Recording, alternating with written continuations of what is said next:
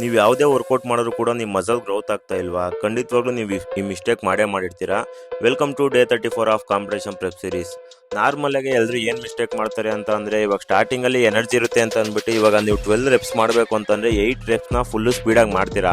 But last 4 ರೆಪ್ಸ್ನ quit ಮಾಡಿಬಿಡ್ತೀರಾ. ಏನಕ್ಕೆ ಅಂತಂದರೆ ಎನರ್ಜಿ ಅಲ್ಲಿಗೆ ಲೋ ಆಗಿಬಿಟ್ಟಿರುತ್ತೆ. ಬಟ್ ನೀವು ಲಾಸ್ಟಿಗೆ ಆ 4 ರೆಪ್ಸ್ನ ಏನು ಮಾಡ್ತೀರಾ ಅದೇ ತುಂಬ ಎಫೆಕ್ಟಿವ್ ಆಗಿರುತ್ತೆ. ಇನ್ನು ಕೆಲವರು ಏನು ಮಾಡ್ತಾರೆ ಅಂತಂದರೆ, ತಲೆಯಲ್ಲಿ ರೆಪ್ಸ್ ಮಾತ್ರ ಇರುತ್ತೆ, ನಾನು ಕರೆಕ್ಟ್ ಫಾರ್ಮಲ್ಲಿ ಇದ್ದೀನ, ಕರೆಕ್ಟ್ ಪೊಸಿಷನಲ್ಲಿ ಮಾಡ್ತಾ ಇದ್ದೀನ, ವರ್ಕೌಟ್ ಬೀಳ್ತಾ ಇದೆಯಾ ಅದಿರಲ್ಲ. ಅವ್ರ ಮೈಂಡ್ ಸೆಟ್ಟಲ್ಲಿ ಏನು ಅಂದರೆ, ಕರೆಕ್ಟ್ ನಾನು 12 ಅಂದರೆ 12 ರೆಪ್ಸ್ನ ಕಂಪ್ಲೀಟ್ ಮಾಡಬೇಕಾಗಿರುತ್ತೆ. ಆದಷ್ಟು ಈ 2 ಮಿಸ್ಟೇಕ್ನ ಅವಾಯ್ಡ್ ಮಾಡಿ, ಒಂದು ಪೊಸಿಷನ್ ಮೇಂಟೈನ್ ಮಾಡಿ, ಇನ್ನೊಂದು ಲಾಸ್ಟ್ ರೆಪ್ಸ್ವರೆಗೂ ನೀವು ಕ್ವಿಟ್ ಮಾಡೋಕ್ಕೆ ಹೋಗಬೇಡಿ.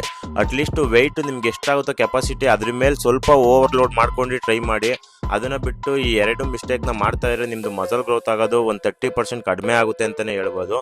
ಇವತ್ತು ನಾನು ವರ್ಕೌಟ್ ಬಂದು ಬ್ಯಾಕು ಮತ್ತು ಬೈಸಿಪ್ಸು. ಇವತ್ತು ನಮ್ಮ ಜಿಮ್ ಓಪನ್ ಇದ್ದರೂ ಕೂಡ ನಾನು ಕಲ್ಟ್ಗೆ ಬಂದು ವರ್ಕೌಟ್ ಮಾಡಿದೆ. ಏನಕ್ಕೆ ಅಂತಂದರೆ, ನನಗೆ ಈ ಲ್ಯಾಟ್ ಪುಲ್ ಮಿಷಿನ್ನು, ಲ್ಯಾಟ್ ಪುಲ್ ಡೌನು ನಮ್ಮ ಜಿಮ್ಮಲ್ಲಿ ಇರಲಿಲ್ಲ. ಅದಕ್ಕೋಸ್ಕರನೇ ಇವತ್ತು ಇಲ್ಲಿ ಕಲ್ಟಿಗೆ ಬಂದು ಮಂಡೆಯಿಂದ ನಮ್ಮ ಜಿಮ್ಗೆ ಹೋಗೋಣ ಅಂತ ಅಂದ್ಬಿಟ್ಟು ಇವತ್ತು ಬ್ಯಾಕು ಮತ್ತು ಬೈಸಿಪ್ಸ್ 2 ವರ್ಕೌಟ್ ಮುಗಿಸ್ಕೊಂಡು ಮನೆ ಕಡೆ ಹೊರಟೆ. ಇವತ್ತಿಗಿಷ್ಟೇ, ಮತ್ತೆ ನಾಳೆ ಸಿಗೋಣ, ಬಾಯ್.